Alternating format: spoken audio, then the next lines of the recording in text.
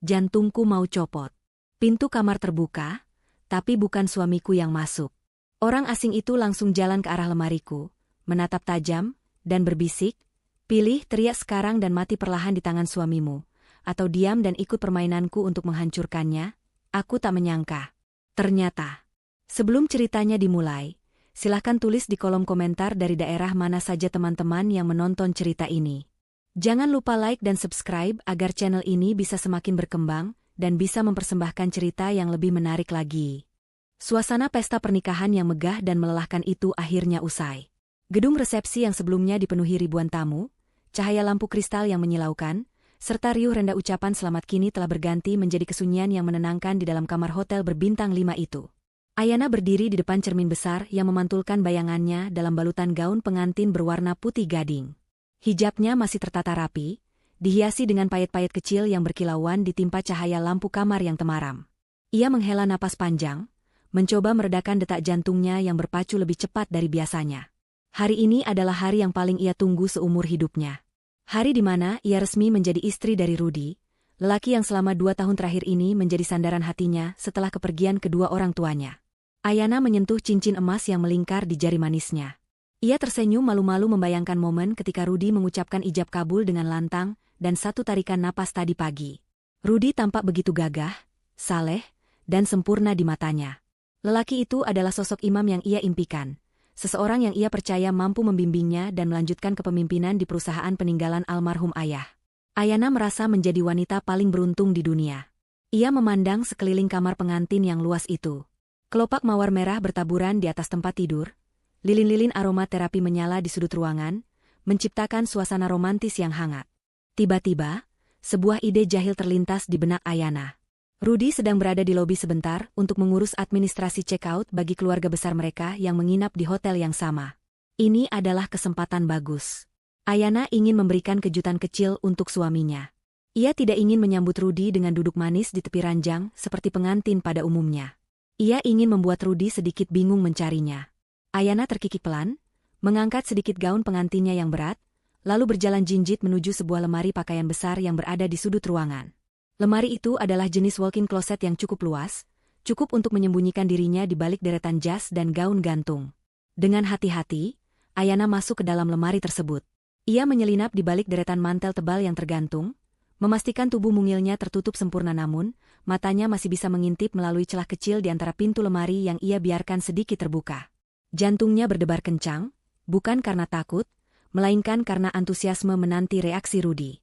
Ia membayangkan wajah panik suaminya saat masuk dan tidak menemukan istrinya, lalu ia akan melompat keluar dan memeluknya dari belakang. Ayana menahan napas, telinganya dipasang tajam-tajam mendengarkan setiap suara dari luar. Beberapa menit berlalu dalam keheningan. Kemudian, terdengar bunyi kartu akses ditempelkan pada pintu kamar. Lampu indikator di gagang pintu berbunyi bip pelan, diikuti suara tuas pintu yang ditarik. Ayana tersenyum lebar di balik persembunyiannya. Ia bersiap-siap. Langkah kaki terdengar memasuki ruangan. Langkah itu terdengar tegas dan berat, berderap di atas lantai marmer sebelum kemudian terdengar lebih senyap saat memijak karpet tebal. Ayana menghitung dalam hati, 1, 2, 3. Ia sudah siap untuk melompat keluar dan berteriak kejutan. Namun, gerakan Ayana terhenti seketika. Tubuhnya membeku. Dari celah pintu lemari, ia melihat sosok yang masuk itu. Itu bukan Rudy. Sosok itu mengenakan pakaian serba hitam, jaket kulit hitam, celana jeans gelap, dan topi yang menutupi sebagian wajahnya. Postur tubuhnya tegap, namun jelas berbeda dengan postur Rudy. Ayana merasakan darahnya berdesir hebat. Rasa takut seketika menyergap menggantikan rasa bahagia yang tadi membuncah. Apakah ini perampok? Apakah orang ini akan menyakitinya? Ayana membekap mulutnya sendiri dengan kedua tangan, menahan napas sekuat tenaga agar tidak mengeluarkan suara sedikit pun. Ia berharap orang asing itu hanya mengambil barang berharga di meja rias lalu pergi. Tetapi harapan Ayana pupus ketika orang asing itu tidak menuju meja rias atau tempat tidur. Setelah mengunci pintu kamar hotel dengan tenang dan memasang rantai pengaman, pria itu berbalik dan berjalan lurus tepat ke arah lemari tempat Ayana bersembunyi. Tatapannya tajam, seolah ia memiliki penglihatan tembus pandang dan tahu persis di mana Ayana berada. Ayana gemetar hebat, air mata ketakutan mulai menggenang di pelupuk matanya. Ia ingin berteriak, tapi suaranya tercekat di tenggorokan. Langkah pria itu semakin dekat, semakin besar, hingga akhirnya tangan pria itu terulur dan menyentak pintu lemari hingga terbuka lebar. Ayana terperanjat mundur, punggungnya menabrak dinding lemari. Ia siap menjerit minta tolong, namun pria itu mengangkat jari telunjuknya ke bibir, memberi isyarat untuk diam. Wajah pria itu kini terlihat jelas di bawah sorotan lampu lemari. Wajahnya keras, rahangnya tegas, dan ada bekas luka kecil di pelipis kirinya. Namanya Indra, meski Ayana belum mengetahuinya saat itu. Indra tidak membawa senjata tajam, yang ia pegang hanyalah sebuah ponsel pintar. Ia menatap Ayana bukan dengan tatapan nafsu atau kejam, melainkan tatapan dingin yang penuh urgensi. Tanpa mengucapkan sepatah kata pun, Indra mengarahkan layar ponselnya ke wajah Ayana dan menekan tombol putar pada sebuah aplikasi perekam suara. Volume ponsel itu diatur maksimal. Suara yang keluar dari rekaman itu begitu jernih, seolah-olah pembicaranya berada tepat di samping mereka. Dan suara itu adalah suara yang sangat Ayana kenal. Itu suara Rudy. Suara lelaki yang baru saja mengucapkan janji suci beberapa jam yang lalu. Dalam rekaman itu, terdengar suara Rudy sedang tertawa renyah, tawa yang belum pernah didengar Ayana sebelumnya. Tawa itu terdengar meremehkan dan jahat. Kemudian Rudy berbicara. Akhirnya nikah juga. Sumpah, aku hampir muntah harus terus-terusan bersikap manis dan alim di depan perempuan itu selama 2 tahun ini. Kamu tahu betapa lelahnya aku pura-pura sholat tepat waktu dan mendengarkan ceramah soal kebajikan hanya demi mendapatkan kepercayaannya. Lalu terdengar suara wanita lain menimpali. Suara itu juga tidak asing. Itu suara Zahra, wanita yang dikenalkan Rudy sebagai sepupu jauhnya yang yatim piatu dan sering dibantu oleh Rudy. Dalam rekaman itu, nada bicara Zahra terdengar manja dan menggoda, jauh berbeda dari sikap sopan dan santun yang biasa ia tunjukkan di depan Ayana. Sabar sedikit dong, sayang. Ingat, ini demi masa depan kita. Kamu harus tahan sedikit lagi. Suara Rudy kembali terdengar, kali ini lebih serius dan penuh rencana busuk. Tenang saja. Setelah malam ini, dia resmi jadi milikku. Dan itu artinya, hartanya juga selangkah lagi jadi milik kita. Rencanaku sudah matang. Dalam 3 bulan, aku akan buat dia gila. Aku akan mainkan psikologisnya pelan-pelan. Ingatkan, almarhumah ibunya meninggal karena depresi berat. Aku akan pakai alasan genetik itu. Aku akan buat dia merasa dia mewarisi kegilaan ibunya. Aku akan campurkan obat di minumannya, buat dia halusinasi, sampai dia dianggap tidak kompeten memimpin perusahaan. Begitu hak tanda tangan pindah ke aku akan kuras semuanya, lalu aku ceraikan dia dan memasukkannya ke rumah sakit jiwa. Setelah itu, kita bisa hidup tenang di Eropa. Dunia Ayana seakan runtuh saat itu juga. Lututnya lemas seketika, membuatnya merosot duduk di lantai lemari di antara tumpukan sepatu. Wajahnya pucat pasi, seputih kain kafan. Setiap kata yang keluar dari rekaman itu menghunjam jantungnya lebih tajam daripada belati manapun. Rudy, suaminya, orang yang paling ia percaya, ternyata adalah monster. Dan Zahra, wanita yang sudah ia anggap seperti saudara sendiri, ternyata adalah selingkuhan dan komplotan suaminya. Mereka merencanakan semua ini. Mereka merencanakan kehancuran hidupnya bahkan sebelum akad nikah diucapkan. Ayana merasa mual, perutnya bergejolak hebat menahan rasa jijik dan sakit hati yang tak terlukiskan. Bayangan wajah almarhum ibunya yang menderita di masa tua karena depresi terlintas di benaknya, dan Rudy berniat menggunakan penderitaan itu sebagai senjata untuk menghancurkannya. Indra mematikan rekaman itu tepat saat suara tawa jahat Rudy dan Zahra terdengar bersahutan. Ia memasukkan kembali ponselnya ke saku jaket, lalu menatap Ayana yang kini terisak tanpa suara, bahunya terguncang hebat menahan tangis. Indra berjongkok di hadapan Ayana, mensejajarkan tingginya. Ia tidak menyentuh Ayana, menjaga jarak sopan, namun tatapannya mendesak. Tiba-tiba, terdengar suara dari lorong hotel. Suara langkah kaki lain mendekat, diikuti suara senandung pelan seseorang yang sedang bahagia. Itu suara Rudy yang asli. Ia sudah kembali dari lobi. Suara langkah itu semakin dekat dan berhenti tepat di depan pintu kamar. Gagang pintu mulai bergerak, ditekan dari luar. Namun pintu itu tidak terbuka karena Indra telah memasang rantai pengaman dari dalam.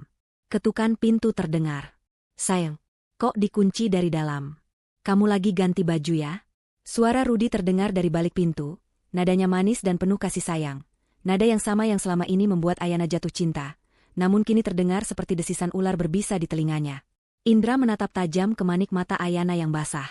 Dengan suara bisikan yang sangat pelan namun tegas, Indra berkata, "Kamu punya 2 pilihan sekarang.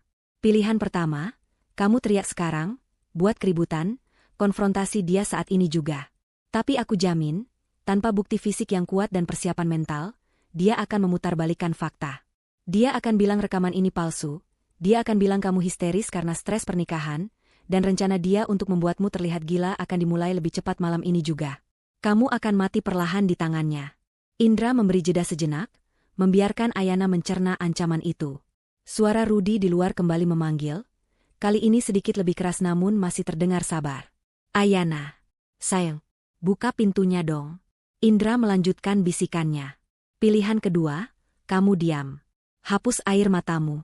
Keluar dari lemari ini dan berpura-puralah tidak terjadi apa-apa. Ikut permainannya untuk sementara waktu. Jadilah istri yang dia harapkan malam ini. Biarkan dia merasa menang. Sementara itu, aku akan membantumu menyusun serangan balik. Kita hancurkan dia pelan-pelan, seperti dia ingin menghancurkanmu. Pilih sekarang, Ayana. Teriak dan kalah, atau diam dan menang. Ayana menatap Indra dengan pandangan nanar. Air matanya masih mengalir. Namun di balik kepedihan itu, perlahan muncul nyala api kemarahan. Ia teringat ayah dan ibunya. Perusahaan itu adalah hasil keringat darah ayahnya. Ia tidak boleh membiarkan bajingan seperti Rudi merebutnya dan menginjak-injak harga diri keluarganya. Ayana menarik napas panjang, mengusap air matanya dengan kasar menggunakan punggung tangannya. Ia menatap Indra, lalu mengangguk pelan. Ia memilih untuk bertarung. Ayana berusaha menguasai dirinya secepat kilat. Ia menarik napas dalam-dalam, mencoba menghentikan getaran di tangannya. Ia berdiri dibantu isyarat mata dari Indra. Pria misterius itu bergerak cepat tanpa suara. Ia menunjuk ke arah pintu kamar mandi, memberi kode pada Ayana untuk masuk ke sana dan membasuh muka agar sembab di matanya tidak terlalu terlihat. Sementara itu, Indra bergerak lincah menuju pintu balkon yang tertutup tirai tebal. Sebelum menghilang di balik tirai, ia melempar pandangan terakhir pada Ayana, sebuah tatapan yang menyeratkan pesan, kau harus kuat. Ayana melangkah cepat ke kamar mandi, menyalakan keran air dengan volume penuh untuk menyamarkan suara, lalu membasuh wajahnya berulang kali. Air dingin itu sedikit membantu meredakan panas di wajahnya, meski tidak bisa memadamkan api amarah di dadanya. Ia menatap pantulan dirinya di cermin wastafel. Wanita di cermin itu terlihat rapuh, matanya merah. Ayana mengambil bedak dari tas kosmetiknya, memoles sedikit wajahnya untuk menutupi jejak tangis, lalu mengatur napasnya lagi. Aku bisa melakukan ini. Demi ibu, demi ayah, aku akan menjadi aktris terbaik malam ini. Batinnya menguatkan diri. Di luar, suara Rudi terdengar semakin tidak sabar. Ayana mematikan keran air. Ia berjalan keluar dari kamar mandi, melintasi ruangan, dan dengan tangan yang masih sedikit gemetar, ia membuka kunci pintu kamar. Pintu terbuka. Rudi berdiri di sana dengan senyum lebar yang memamerkan deretan gigi putihnya yang rapi. Ia masih mengenakan setelan jas pengantinnya, terlihat begitu tampan bagi siapapun yang tidak mengetahui isi hatinya yang busuk. Maaf, Mas. Tadi aku di kamar mandi, gak dengar kalau Mas ketuk pintu, ucap Ayana. Suaranya terdengar parau, namun ia berusaha membuatnya terdengar seperti suara lelah, bukan suara habis menangis. Rudi langsung melangkah masuk dan menutup pintu di belakangnya. Ia merentangkan tangannya, hendak memeluk Ayana. Oh, pantesan. Aku kira kamu ketiduran, sayang. Jangan dikunci lagi dong, kan sekarang sudah halal, goda Rudi sambil tertawa kecil. Ia memeluk Ayana erat. Saat tubuh Rudi bersentuhan dengan tubuhnya, Ayana merasakan dorongan kuat untuk muntah. Aroma parfum mahal Rudi yang dulu ia sukai kini terasa menyengat dan memuakan. Pelukan yang dulu terasa hangat dan melindungi, kini terasa seperti lilitan ular piton yang siap meremukan tulang-tulangnya. Ayana memejamkan mata, menahan napas, membiarkan dirinya dipeluk namun tangannya hanya menggantung kaku di sisi tubuhnya. Ia tidak sanggup membalas pelukan itu. Untungnya, Rudi terlalu sibuk dengan egonya sendiri, sehingga tidak menyadari kekakuan tubuh istrinya. Kamu kenapa gemetaran, sayang? Dingin ya? Tanya Rudi, melepaskan pelukannya dan menatap wajah Ayana. Ia mengusap pipi Ayana dengan lembut. Sentuhan itu membuat kulit Ayana merinding jijik. Sedikit dingin, Mas. AC-nya kencang sekali, jawab Ayana berbohong, memaksakan seulas senyum tipis yang terasa sangat berat di bibirnya. Ia mundur selangkah, menciptakan jarak dengan alasan ingin mengambil minum. Rudi tersenyum maklum. Ya sudah, kamu duduk dulu di sofa. Aku ganti baju dulu ya. Gerah banget pakai jas ini seharian. Rudi berjalan santai menuju lemari pakaian tempat Ayana bersembunyi tadi. Jantung Ayana berdesir ngeri saat melihat Rudi membuka pintu lemari itu. Namun, lemari itu sudah kosong. Tidak ada jejak Indra di sana. Ayana melirik ke arah tirai balkon yang sedikit bergoyang tertiup angin dari celah pintu kaca yang tampaknya sudah dibuka sedikit oleh Indra untuk melarikan diri. Saat Rudy sibuk melepas jasnya di depan lemari, Ayana duduk di tepi sofa. Matanya tertuju pada meja kecil di samping tempat tidur. Di sana tergeletak ponsel Rudy yang layarnya menyala, karena ada notifikasi masuk. Dengan gerakan cepat dan waspada, Ayana melirik ke arah Rudy. Suaminya itu sedang membelakangi Ayana, sibuk memilih baju santai. Ayana memberanikan diri mendekat sedikit untuk mengintip layar ponsel itu. Jantungnya seakan berhenti berdetak. Di layar terkunci itu, terpampang jelas sebuah pesan WhatsApp yang baru saja masuk. Nama kontaknya tertulis Zahra sepupu, namun isi pesannya jauh dari hubungan sepupu. Pesan itu berbunyi, "Good luck acting tonight, Hubi. Jangan lupa minum vitaminmu biar kuat, kerja, malam ini. Love you." Diikuti dengan emotikon hati berwarna merah. Mata Ayana memanas. "Hubi? Panggilan sayang untuk suami?" Bukti di depan matanya ini semakin memperkuat rekaman suara yang diperdengarkan Indra tadi. Tidak ada keraguan lagi sedikit pun. Semua ini adalah sandiwara. Pernikahan ini, ijab kabul yang sakral tadi pagi, air mata haru Rudy saat meminta restu, semuanya palsu. Ayana merasa seperti orang bodoh yang telah dipermainkan dalam panggung drama paling kejam. Ia meremas ujung gaunnya dengan kuat hingga buku-buku jarinya memutih. Amarah yang tadi sempat ia tekan kini mulai mendidih. Namun ia ingat kata-kata Indra. Diam dan menang. Rudy berbalik badan setelah berganti kaos santai. Ia melihat Ayana sedang menatap ponselnya. "Ada apa, sayang?" "Ada telepon," tanya Rudy dengan nada sedikit waspada. Ia berjalan cepat mengambil ponselnya. Ayana mengangkat wajah, memasang topeng polosnya kembali. "Enggak, Mas. Cuma nyala sebentar tadi. Mungkin notifikasi grup keluarga," jawabnya datar. Rudy segera mengecek ponselnya, dan Ayana bisa melihat perubahan mikro di ekspresi wajahnya. Ada sedikit senyum licik yang coba disembunyikan Rudy saat membaca pesan Zahra, sebelum ia buru-buru memasukkan ponsel itu ke saku celananya. "Oh iya, biasa, grup sepupu pada heboh ngucapin selamat," kilah Rudy santai. Ia kemudian berjalan mendekati Ayana, duduk di sebelahnya, dan merangkul bahunya. Malam itu berlalu dengan siksaan batin yang luar biasa bagi Ayana. Ia harus mendengarkan bualan Rudy tentang masa depan mereka, tentang rencana bulan madu, tentang betapa ia mencintai Ayana. Setiap kata cinta yang keluar dari mulut Rudy terdengar seperti sampah di telinga Ayana. Ayana beralasan sedang datang bulan dan merasa sangat lelah agar bisa menghindari kontak fisik lebih jauh. Rudy tampak sedikit kecewa, namun ia berusaha tetap memerankan peran suami pengertian. "Nggak apa-apa, sayang. Kita punya seumur hidup untuk bersama. Kamu istirahat saja ya," ucap Rudy sambil mengecup kening Ayana. Kecupan itu terasa membakar kulit Ayana. Akhirnya, Rudy tertidur pulas. Dengkuran halusnya terdengar memenuhi ruangan. Ayana berbaring di sebelahnya dengan mata terbuka lebar menatap langit-langit kamar. Ia tidak bisa tidur sedetik pun. Ia memiringkan tubuhnya menjauhi Rudy, air mata kembali menetes membasahi bantal. Dalam kegelapan itu, Ayana meraba sela-sela bantal sofa di dekatnya. Saat Indra pergi tadi, Ayana sempat melihat pria itu menyelipkan sesuatu di sana. Jari Ayana menyentuh secari kertas kecil yang kaku. Kartu nama. Dengan hati-hati agar tidak membangunkan Rudy, Ayana mengambil kartu itu dan menyembunyikannya di balik genggamannya. Ia menunggu hingga pagi menjelang, hingga matahari mulai mengintip dari balik tirai. Pagi harinya, saat Rudy sedang mandi sambil bersiul riang, Ayana membaca kartu nama itu. Kartu itu berwarna hitam polos dengan tulisan perak. Tidak ada nama perusahaan, hanya tertulis satu nama, Indra, Private Investigator, dan sebuah nomor telepon. Ayana menatap pintu kamar mandi di mana suaminya, musuhnya, berada. Tatapan Ayana berubah dingin dan keras, tatapan yang belum pernah ia miliki sebelumnya. Gadis polos dan manja itu telah mati semalam, dibunuh oleh pengkhianatan. Kini yang tersisa adalah seorang wanita yang siap berperang demi harga dirinya. Ayana menyambar ponselnya sendiri, masuk ke dalam walk-in closet tempat ia bersembunyi semalam, dan dengan tangan gemetar namun tekad membaja, ia mengetikkan pesan ke nomor yang ada di kartu nama itu. "Ini Ayana. Ajari aku cara menghancurkan mereka. Aku ingin mereka menderita lebih dari yang bisa kubayangkan." Ayana menekan tombol kirim, lalu menghapus pesan itu dari riwayat percakapannya. Ia melangkah keluar dari lemari dengan kepala tegak. Perang baru saja dimulai. 1 minggu telah berlalu sejak malam pengantin yang mengubah hidup Ayana menjadi neraka dunia. Bagi orang luar, Rumah tangga Ayana dan Rudi tampak seperti lukisan keluarga yang sempurna. Mereka terlihat harmonis, serasi, dan penuh cinta. Namun, di balik dinding-dinding rumah mewah peninggalan orang tua Ayana, sebuah sandiwara besar sedang dimainkan. Ayana telah belajar menjadi aktris terbaik di panggung kehidupan ini. Setiap pagi, ia harus memasang senyum manis palsu untuk menyambut suami yang sebenarnya ingin ia racuni. Ia harus membiarkan tangan kotor Rudi menyentuhnya, membelai kepalanya, dan mengucapkan kata-kata sayang yang terdengar seperti mantra kutukan.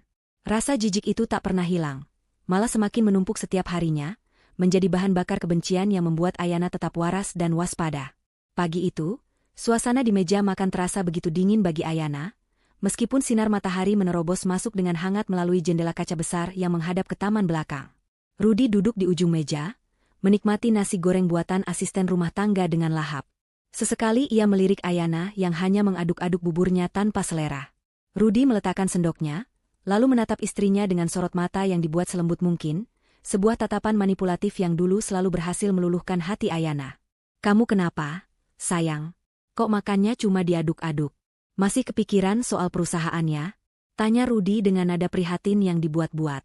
Ia mengulurkan tangannya, mencoba menggenggam tangan Ayana yang tergeletak lemas di atas meja. Ayana menahan gejolak di perutnya saat kulit mereka bersentuhan. Ia menarik napas pelan, mengatur ekspresi wajahnya menjadi sendu dan bingung, sesuai skenario yang ia susun bersama Indra. "Iya, Mas. Aku merasa pusing terus akhir-akhir ini. Mungkin karena lelah mengurus berkas-berkas peninggalan ayah. Rasanya berat sekali," keluh Ayana, membiarkan suaranya terdengar lemah dan putus asa. Rudi tersenyum tipis. Sebuah senyuman kemenangan yang nyaris tak kasat mata namun tertangkap jelas oleh mata elang Ayana. "Nah, kan, Mas sudah bilang. Kamu itu jangan terlalu memaksakan diri. Kesehatan mental kamu itu prioritas, sayang. Ingat kan, almarhumah ibu dulu juga sering pusing dan cemas berlebihan sebelum akhirnya jatuh sakit parah. Mas nggak mau kamu bernasib sama kayak ibu." Penyebutan kata ibu membuat darah Ayana mendidih. Berani-beraninya lelaki ini membawa nama wanita suci yang telah melahirkannya untuk memuluskan rencana busuknya. Namun, Ayana menelan amarah itu bulat-bulat. Ia mengangguk lemah, berpura-pura termakan hasutan Rudi. "Iya, Mas benar. Aku takut sekali kalau aku jadi seperti ibu."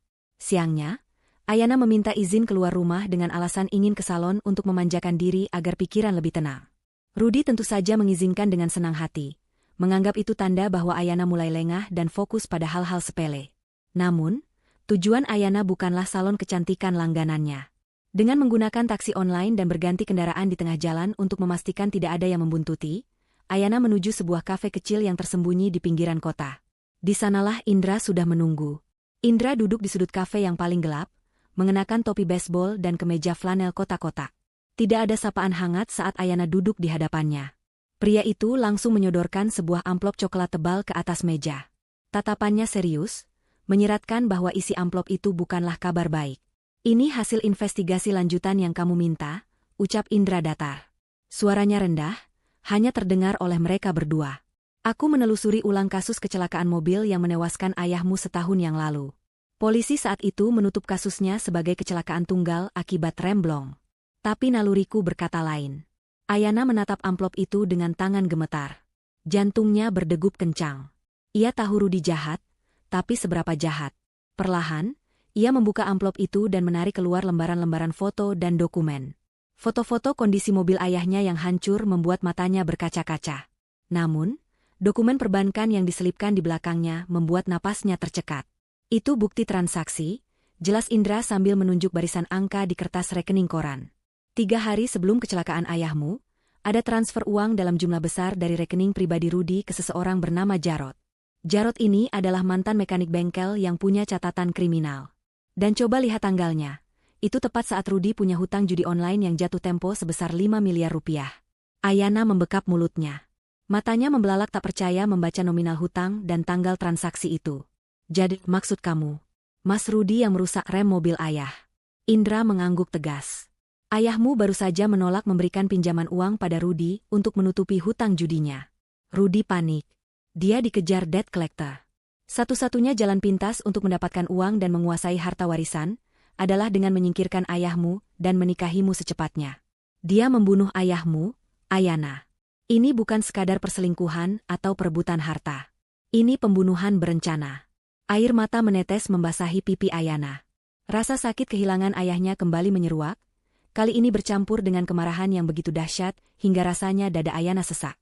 Lelaki yang ia nikahi, lelaki yang tidur di sebelahnya setiap malam, adalah pembunuh ayahnya.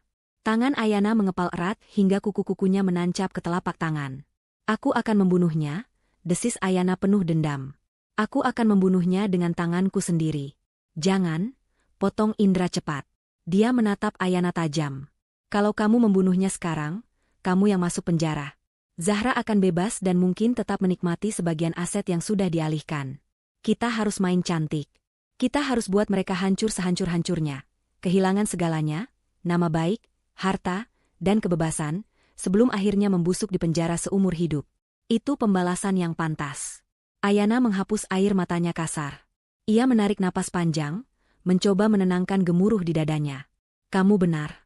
Mati terlalu mudah buat dia. Dia harus merasakan neraka dunia dulu. Malam harinya, ujian kesabaran Ayana kembali datang.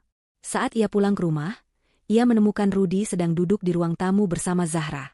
Melihat kehadiran wanita itu di rumahnya, di atas sofa kesayangan almarhumah ibunya, membuat Ayana ingin berteriak mengusirnya. Namun, ia ingat perannya. Sayang sudah pulang, sambut Rudy dengan wajah ceria yang dibuat-buat. Kenalin, ini Zahra. Ingatkan, sepupu jauh aku yang waktu itu datang ke nikahan. Dia baru saja diusir dari kontrakannya karena masalah sewa. Kasihan dia sebatang kara di kota ini. Boleh ya dia menginap di sini sementara waktu sampai dapat tempat baru. Rumah kita kan besar, banyak kamar kosong.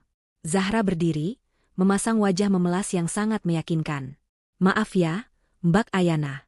Saya jadi merepotkan. Saya bingung mau kemana lagi, Mas Rudy satu-satunya kerabat yang saya punya. Ayana menatap Zahra. Wanita itu cantik, dengan pakaian yang sedikit ketat namun berusaha terlihat sopan. Di balik wajah polos itu, Ayana tahu ada ular berbisa yang siap menggigit. Ayana memaksakan senyum ramah. Ya ampun, Mbak Zahra. Jangan sungkan. Tentu saja boleh. Anggap saja rumah sendiri. Kebetulan saya juga kesepian kalau Mas Rudy kerja. Ada teman ngobrol di rumah pasti menyenangkan. Rudy dan Zahra tampak bertukar pandang sekilas. Terlihat lega dan senang karena rencana mereka memasukkan Zahra ke dalam rumah berjalan mulus. Mereka tidak tahu bahwa Ayana justru merasa dimudahkan. Dengan musuh berada di bawah atap yang sama, akan lebih mudah bagi Ayana untuk mengawasi gerak-gerik mereka. Malam itu juga, saat Rudy dan Zahra sedang sibuk mengobrol di teras belakang, Ayana menyelinap ke ruang kerja Rudy dan ruang tamu. Ia mengeluarkan beberapa perangkat kamera pengintai super kecil berbentuk kancing yang diberikan Indra tadi siang. Dengan cekatan, Ayana menempelkan kamera-kamera itu di titik-titik strategis. Di balik lukisan ruang tamu, di sela-sela buku di ruang kerja, dan di dapur bersih. Kamera itu terhubung langsung ke ponsel rahasia Ayana yang ia beli terpisah. Sesaat sebelum tidur, Ayana mengecek hasil rekaman kamera di ponselnya. Layar ponsel menampilkan visual ruang dapur yang jelas. Di sana, terlihat Rudy sedang membuat minuman. Ia menyeduh teh herbal yang biasa diminum Ayana. Namun, gerakan Rudy mencurigakan. Ia menoleh ke kanan dan kiri, memastikan tidak ada orang, lalu mengeluarkan bungkusan kecil dari saku celananya. Rudy menuangkan bubuk putih dari bungkusan itu ke dalam cangkir teh Ayana, lalu mengaduknya hingga larut sempurna. Wajah Rudy terlihat dingin dan fokus. Sangat berbeda dari wajah suami penyayang yang selalu ia tampilkan. Ayana merekam adegan itu. Bukti pertama percobaan peracunan sudah di tangan. Ia menatap layar ponsel dengan tatapan dingin. Silakan racik racunmu, Mas. Tapi jangan harap setetes pun akan masuk ke tubuhku, bisik Ayana dalam hati. Perang dingin di dalam rumah mewah itu resmi dimulai, dan Ayana siap menjadi pemain yang tak terkalahkan. Keesokan paginya, aroma teh herbal melati menguar memenuhi kamar tidur utama. Rudy masuk membawa nampan berisi secangkir teh panas yang uapnya masih mengepul dan sepiring roti bakar. Ia meletakkan nampan itu di meja samping tempat tidur dengan gerakan yang begitu hati-hati, seolah-olah ia sedang menyajikan hidangan untuk ratu. Ayana, yang sudah bangun namun masih berpura-pura bermalas-malasan di kasur, memperhatikan setiap gerakan suaminya dengan kewaspadaan tingkat tinggi. Ia tahu persis apa yang ada di dalam cangkir cantik bermotif bunga itu. Semalam, melalui kamera tersembunyi, ia melihat dengan mata kepalanya sendiri bagaimana Rudy mencampurkan bubuk putih misterius ke dalamnya. Selamat pagi, istriku yang cantik, sapa Rudy lembut, duduk di tepi ranjang sambil mengusap lengan Ayana. Wajahnya bersinar, topeng suami teladan terpasang sempurna tanpa celah. Ayo bangun, sarapan dulu. Mas sudah buatkan teh herbal spesial buat kamu. Ini resep baru yang Mas dapat dari teman dokter. Katanya bagus banget buat menenangkan syaraf dan mencegah depresi, supaya kamu gak gampang stres kayak almarhumah ibu dulu. Lagi-lagi nama ibu dibawa-bawa. Ayana harus menahan diri sekuat tenaga agar tidak menyiramkan teh panas itu ke wajah Rudy. Strategi Rudy sangat licik. Menggunakan ketakutan Ayana akan penyakit mental ibunya sebagai senjata untuk membuatnya meminum racun itu secara sukarela. Ayana bangun perlahan, menyandarkan punggungnya di kepala ranjang, dan memasang ekspresi lelah serta bingung. Makasih ya, Mas. Kamu perhatian banget sama aku, ucap Ayana dengan suara parau. Ia mengambil cangkir teh itu. Hangatnya cangkir merambat ke telapak tangannya, namun hatinya terasa beku. Ia mendekatkan cangkir itu ke bibirnya, menghirup aromanya. Di balik aroma melati yang kuat, ada sedikit bau kimia samar yang mungkin tidak akan terdeteksi oleh orang awam, tapi hidung Ayana yang kini waspada bisa menangkapnya. Rudy menatapnya lekat, matanya tak berkedip, menunggu momen cairan itu masuk ke tenggorokan Ayana. Ayana tahu ia tidak bisa menolak minum, itu akan menimbulkan kecurigaan. Ia harus bermain pintar. Ayana menyentuhkan bibirnya ke pinggiran cangkir, berpura-pura menyeruput sedikit, lalu tiba-tiba ia batuk-batuk kecil seolah tersedak. Panas banget, Mas, keluhnya sambil menjauhkan cangkir itu. Hati-hati, sayang. Pelan-pelan, ujar Rudy, ada sedikit ketidaksabaran dalam nadanya meski tertutup nada khawatir. Saat itu, ponsel Rudy yang diletakkan di meja rias berbunyi nyaring. Rudy menoleh refleks. Itu kesempatan emas. Dalam sepersekian detik saat Rudy memalingkan wajah, Ayana dengan cepat menuangkan sebagian besar isi teh itu ke dalam pot tanaman lidah mertua yang ada di samping tempat tidur. Tanaman hias besar dengan pot yang penuh kerikil itu menyerap cairan teh dengan cepat tanpa meninggalkan jejak basah yang mencolok. Ayana segera mengembalikan cangkir ke bibirnya tepat saat Rudy menoleh kembali setelah mematikan alarm ponselnya. Ayana berpura-pura menelan tegukan terakhir, lalu meletakkan cangkir yang kini tinggal ampasnya di atas nampan. Rasanya agak aneh, Mas. Sedikit pahit, komentar Ayana, memberikan umpan. Rudy tersenyum lega melihat cangkir yang kosong. Namanya juga obat herbal, sayang. Pahit itu tandanya obatnya bekerja. Nanti lama-lama kamu terbiasa. Sudah, sekarang kamu mandi, siap-siap ke kantor. Jangan lupa, hari ini ada rapat pemegang saham, kan? Kamu harus terlihat segar. Rapat pemegang saham. Ayana hampir lupa. Rudy pasti berharap obat itu mulai bekerja saat rapat, membuat Ayana terlihat tidak stabil di depan para investor. Maka, Ayana memutuskan untuk memberikan pertunjukan yang Rudy inginkan. Sepanjang hari itu, dan hari-hari berikutnya, Ayana mulai memainkan peran sebagai wanita yang kehilangan pegangan. Di rumah, ia sering berpura-pura lupa meletakkan barang. Di depan Zahra, ia sengaja memanggil Zahra dengan nama asisten rumah tangga, lalu meminta maaf dengan wajah bingung. Puncaknya, saat makan malam 3 hari kemudian, Ayana menjatuhkan piring makannya sendiri dan berteriak histeris karena mengaku melihat bayangan hitam di sudut ruangan. Bayangan yang tentu saja tidak ada. Rudy dan Zahra memainkan peran mereka dengan sangat baik. Mereka berlagak panik, menenangkan Ayana, namun di balik punggung Ayana, mereka saling melempar senyum licik. Obatnya bekerja lebih cepat dari dugaan kita, bisik Rudy pada Zahra saat Ayana pura-pura tertidur di kamar setelah insiden histeris itu. Di tengah sandiwara kegilaan itu, Ayana tetap menjalankan misi utamanya. Indra memberikan informasi krusial. Zahra memiliki brankas rahasia di apartemen lamanya yang belum sepenuhnya ia kosongkan. Apartemen itu masih disewa atas nama orang lain untuk menyimpan dokumen-dokumen penting, termasuk paspor palsu dan identitas asli Rudy yang ternyata bernama asli Herman, seorang buronan kasus penipuan di pulau lain 5 tahun lalu. Bukti ini adalah kartu as yang bisa memenjarakan mereka berdua seketika. Kesempatan datang pada hari Jumat. Zahra pamit pergi ke salon seharian untuk perawatan, sementara Rudy sibuk bermain golf dengan rekan bisnisnya, yang sebenarnya adalah jebakan bisnis yang sudah disiapkan Ayana. Ayana beralasan sakit kepala berat dan ingin tidur seharian di rumah. Begitu mobil Zahra meninggalkan gerbang, Ayana segera melompat dari kasur, berganti pakaian serba hitam, mengenakan masker dan topi, lalu keluar lewat pintu belakang di mana taksi online sewaan Indra sudah menunggu. Perjalanan ke apartemen Zahra terasa sangat lama. Jantung Ayana berpacu kencang. Ini adalah tindakan kriminal pertamanya, membobol rumah orang. Namun, ia tidak peduli. Demi keadilan, ia rela melakukan apa saja. Sesampainya di gedung apartemen, Ayana berhasil menyelinap masuk berkat kartu akses duplikat yang sudah disiapkan Indra. Detektif itu memang bekerja sangat efisien. Unit apartemen Zahra berada di lantai 15. Sepi dan berdebu. Ayana masuk dengan hati-hati, menyalakan senter kecil. Ia langsung menuju kamar tidur, mencari letak brankas sesuai instruksi Indra, di balik lemari pakaian tanam di dinding. Benar saja, di balik tumpukan baju-baju lama, ada sebuah brankas besi kecil. Ayana mengeluarkan alat peretas kode elektronik yang diberikan Indra. Ia menempelkan alat itu ke panel kunci brankas. Angka-angka di layar alat itu berputar cepat, mencari kombinasi yang tepat. 1 menit, 2 menit keringat dingin mulai mengucur di pelipis Ayana. Ayolah, cepat, batinnya menjerit. Klik. Lampu indikator brankas berubah hijau. Pintu besi itu terbuka. Ayana menghela napas lega. Di dalamnya, tersusun rapi tumpukan uang tunai, perhiasan emas, dan yang paling penting, sebuah map plastik berisi dokumen. Ayana membuka map itu. Paspor dengan foto Rudi tapi bernama Herman, KTP palsu, dan buku nikah siri antara Rudi dan Zahra yang bertanggal 2 tahun lalu, jauh sebelum Rudi menikahi Ayana. Ini adalah bukti telak bahwa pernikahan Rudi dan Ayana didasari penipuan sejak awal. Ayana segera memotret semua dokumen itu dengan ponselnya, dan memasukkan dokumen aslinya ke dalam tas ranselnya. Ia berniat segera pergi. Namun, nasib berkata lain.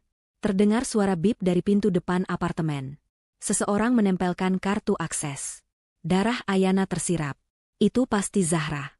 Kenapa dia pulang secepat ini? Bukannya dia di salon? Ayana panik.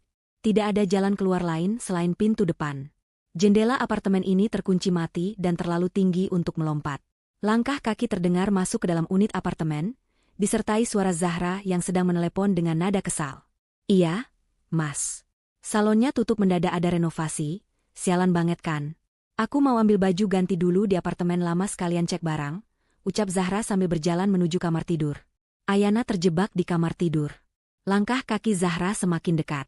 Ayana memandang sekeliling dengan putus asa. Matanya tertumbuk pada satu-satunya tempat persembunyian yang mungkin, lemari pakaian besar tempat brankas tadi berada. Dengan gerakan kilat, Ayana menutup kembali pintu brankas, meski isinya sudah kosong, lalu ia masuk ke dalam bagian lain dari lemari itu, bersembunyi di balik deretan longcoa tebal yang tergantung. Ia menarik pintu lemari hingga tertutup rapat, menyisakan celah sangat kecil. Rasa takut yang familiar menyergapnya. Deja vu. Situasi ini persis seperti malam pengantin di bab 1. Bedanya, kali ini yang datang adalah Zahra, dan jika Ayana ketahuan, Zahra pasti tidak akan segan-segan menyakitinya atau bahkan membunuhnya di tempat karena panik. Pintu kamar terbuka. Zahra masuk sambil melempar tasnya ke kasur. Ia masih berbicara di telepon dengan Rudi. Iya, aku lagi di kamar nih. Mas, kamu yakin Ayana benar-benar minum obatnya tadi pagi? Kok aku merasa dia kadang-kadang tatapannya masih tajam ya kalau lagi nggak sadar. Ayana menahan napas di dalam lemari. Jantungnya berdegup begitu kencang hingga ia takut suaranya terdengar keluar. Ia bisa melihat bayangan Zahra dari celah pintu. Zahra berjalan mendekat ke arah lemari. Aku mau ambil jaket kulitku yang merah. Kayaknya masih ketinggalan di sini, kata Zahra pada Rudi di telepon. Tangannya terulur memegang gagang pintu lemari tempat Ayana bersembunyi. Ayana memejamkan mata, tangannya meraba saku jaketnya, menggenggam erat semprotan merica yang ia bawa untuk berjaga-jaga. Jika pintu ini terbuka, ia harus menyerang lebih dulu. Gagang pintu mulai bergerak turun. Keringat dingin membasahi punggung Ayana. Ia bersiap untuk konfrontasi yang mungkin berujung maut. Ketegangan di dalam lemari pakaian apartemen itu mencapai puncaknya. Tangan Zahra sudah memegang gagang pintu, siap menariknya terbuka. Ayana menahan napasnya hingga paru-parunya terasa sakit, jemarinya mencengkeram botol semprotan merica dengan begitu erat hingga buku-buku jarinya memutih. Jarak antara kebebasan dan kehancuran hanya tinggal sehelai papan kayu tipis. Ayana memejamkan mata, memanjatkan doa terakhir dalam hati, bersiap untuk menerjang keluar dan bertarung sekuat tenaga jika pintu itu benar-benar terbuka. Namun, tepat pada detik yang krusial itu, sebuah suara nyaring memekakan telinga meledak di seluruh penjuru gedung apartemen. Sirine tanda bahaya kebakaran meraung-raung dengan volume maksimal. Bunyinya yang melengking tajam seolah merobek kesunyian siang itu. Zahra terlonjak kaget. Tangannya terlepas dari gagang pintu lemari. Ia menjerit kecil karena terkejut, refleks mundur beberapa langkah sambil menutup telinganya. Suara sirine itu diikuti oleh pengumuman otomatis dari pengeras suara gedung yang memerintahkan seluruh penghuni untuk segera evakuasi melalui tangga darurat karena terdeteksi asap tebal di lantai 15, lantai tempat mereka berada saat ini. Tentu saja, tidak ada asap sungguhan. Itu adalah ulah Indra yang meretas sistem keamanan gedung dari jarak jauh tepat pada waktunya. Zahra panik luar biasa. Ia menyambar tas tangannya yang tergeletak di kasur, melupakan niatnya untuk mengambil jaket di dalam lemari. Sialan. Kenapa harus kebakaran sekarang sih? Umpat Zahra dengan wajah pucat. Tanpa berpikir panjang, wanita itu berlari keluar kamar, membanting pintu apartemen, dan bergegas menuju tangga darurat, meninggalkan unit itu kosong melompong. Ayana mendengar langkah kaki Zahra menjauh dan suara pintu depan yang tertutup. Ia menghela napas panjang, tubuhnya merosot lemas di antara tumpukan mantel. Jantungnya masih berpacu liar seperti kuda pacuan yang lepas kendali. Indra benar-benar penyelamatnya. Ayana tidak membuang waktu. Setelah memastikan situasi aman, ia keluar dari lemari, menggendong tas ranselnya yang berisi dokumen-dokumen curian yang sangat berharga. Ia mengenakan kembali masker dan topinya, lalu keluar dari unit apartemen itu dengan langkah cepat namun waspada. Lorong apartemen riuh rendah oleh suara penghuni lain yang panik berlarian menuju tangga darurat. Kekacauan ini adalah selubung sempurna bagi Ayana. Ia membaur dengan kerumunan orang-orang yang berdesakan menuruni tangga. Tidak ada yang memperhatikan seorang wanita bermasker di tengah kepanikan massal itu. Ayana berhasil keluar dari gedung dengan selamat, menyelinap ke jalan samping di mana mobil hitam Indra sudah menunggunya dengan mesin menyala. Begitu masuk ke dalam mobil, Ayana langsung menyerahkan tas ranselnya pada Indra. Indra memeriksa sekilas isinya dan tersenyum puas. Paspor palsu, buku nikah siri, dan identitas asli Rudy sebagai Herman. Ini amunisi nuklir, Ayana. Dengan ini, kita bisa memenjarakan mereka kapan saja. Tapi sesuai rencanamu, kita tidak akan berhenti di sini. Kita akan buat mereka bangkrut dulu. Ayana mengangguk setuju, matanya memancarkan tekad yang semakin membara. Ia tidak hanya ingin menghukum mereka secara hukum, ia ingin menghancurkan ego dan keserakahan mereka sampai ke akar-akarnya. Hari-hari berikutnya adalah dimulainya serangan balik finansial yang senyap namun mematikan. Ayana, yang selama ini dianggap bodoh dan tidak mengerti bisnis oleh Rudy, mulai bergerak di bawah radar. Sebagai pewaris tunggal dan pemilik sah perusahaan, Ayana memiliki akses ke rekening-rekening kunci yang tidak diketahui Rudy. Dengan panduan dari konsultan keuangan kepercayaan mendiang ayahnya yang setia, Ayana mulai memindahkan aset-aset likuid perusahaan, uang tunai, deposito, dan obligasi, ke rekening aman di luar negeri yang tidak bisa diakses atau dilacak oleh Rudy. Ia melakukan transfer-transfer itu sedikit demi sedikit agar tidak memicu alarm sistem perbankan yang dipantau Rudy. Sementara itu, untuk menjebak Rudy, Ayana menggunakan taktik yang sangat cerdik. Ia tahu Rudy sangat serakah dan sedang butuh uang cepat untuk membayar sisa hutang judinya, serta membiayai gaya hidup mewahnya bersama Zahra. Ayana memalsukan dokumen persetujuan investasi untuk sebuah proyek properti fiktif di Kalimantan. Proyek itu dikemas sangat meyakinkan dengan brosur mewah dan janji keuntungan fantastis. Padahal tanah yang dimaksud adalah hutan lindung yang tidak boleh disentuh. Indra mengatur agar proposal bodong itu sampai ke meja Rudy melalui perantara bisnis yang sudah disuap. Malam itu, Rudy pulang dengan wajah berseri-seri. Ia membawa map proposal investasi itu ke kamar. Sayang, lihat ini. Mas dapat tawaran investasi emas. Keuntungannya bisa 3 kali lipat dalam 6 bulan. Tapi butuh tanda tangan kamu sebagai komisaris utama untuk pencairan dana awal dari kas perusahaan. Ini kesempatan bagus buat mengembangkan warisan ayah, bujuk Rudy penuh semangat. Ayana, yang sedang berpura-pura menyisir rambut dengan tatapan kosong, menoleh pelan.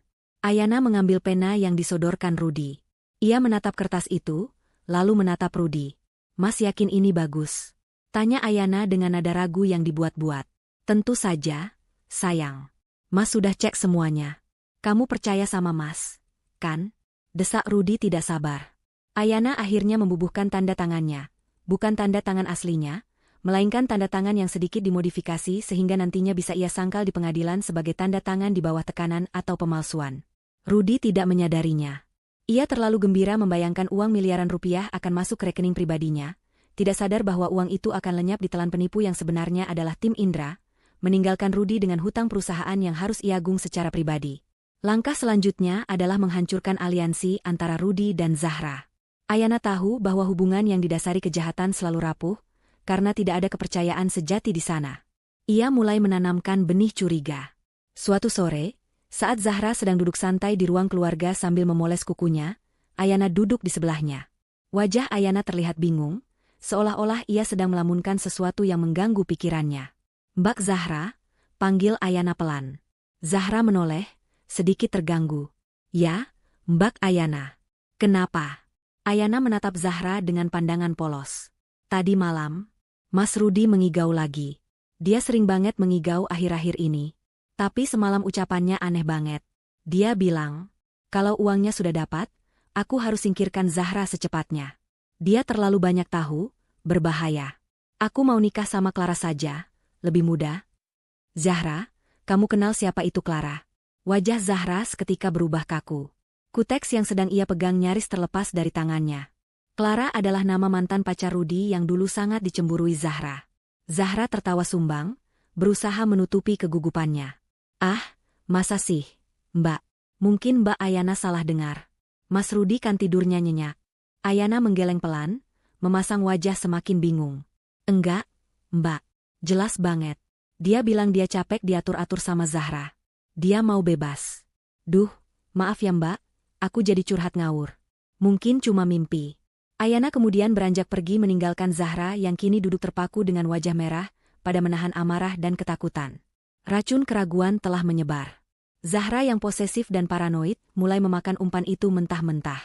Malam harinya, lewat kamera pengintai, Ayana melihat pertengkaran hebat antara Rudi dan Zahra di kamar tamu. Zahra menuntut kejelasan status dan menuduh Rudi punya wanita lain bernama Clara. Rudi yang tidak tahu apa-apa menjadi emosi dan membentak Zahra, karena dianggap tidak masuk akal.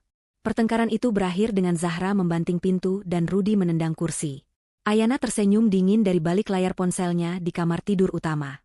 Ikatan mereka mulai retak. Musuh yang saling bertikai adalah keuntungan terbesar bagi Ayana. Ia mematikan ponselnya dan tidur dengan nyenyak malam itu.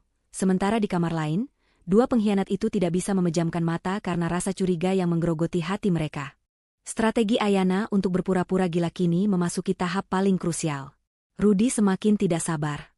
Pertengkarannya dengan Zahra dan tekanan hutang yang semakin menumpuk membuatnya ingin segera menguasai perusahaan sepenuhnya.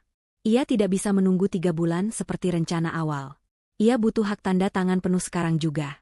Dan satu-satunya cara legal untuk mendapatkan itu adalah dengan membuktikan bahwa Ayana tidak kompeten secara mental alias gila, sehingga hak perwalian jatuh ke tangan suami. Pagi itu, Rudi melaksanakan rencana puncaknya. Ia sengaja membuat keributan kecil dengan memecahkan vas bunga kesayangan ibu Ayana, lalu menuduh Ayana yang melakukannya saat sedang mengamuk. Ayana, yang sudah siap dengan skenarionya, langsung berakting histeris. Ia menjerit-jerit, menangis, dan meringkuk di sudut ruangan sambil memanggil-manggil nama ibunya. Aktingnya begitu meyakinkan, didorong oleh rasa sakit hati yang nyata, sehingga para asisten rumah tangga yang melihat kejadian itu pun merasa ngeri dan kasihan. Melihat momen ini, Rudi segera menelepon pengacaranya dan dokter psikiater yang sudah ia bayar mahal untuk memberikan diagnosa palsu. Halo, Pak Dokter. Istri saya kambuh lagi, kali ini parah sekali. Dia membahayakan orang lain. Tolong segera datang ke rumah untuk pemeriksaan resmi. Saya butuh surat keterangan itu hari ini juga untuk pengajuan perwalian ke pengadilan. Ucap Rudi di telepon dengan nada panik yang dibuat-buat, padahal matanya berkilat licik menatap Ayana yang sedang menangis di lantai. Namun, Rudi tidak tahu bahwa Indra sudah menyadap teleponnya sejak seminggu lalu. Detektif cerdik itu tahu persis siapa dokter bayaran yang dihubungi Rudi. Indra segera bergerak. Di tengah jalan menuju rumah Ayana, mobil dokter bayaran itu tiba-tiba dihentikan oleh sekelompok orang tak dikenal, anak buah Indra, dengan alasan ada operasi lalu lintas mendadak atau kecelakaan rekayasa yang membuat jalan macet total. Dokter itu terjebak dan tidak bisa lewat. Sebagai gantinya, Indra mengirimkan seorang dokter psikiater kenalannya yang memiliki integritas tinggi dan reputasi tak tercela, Dr. Setia.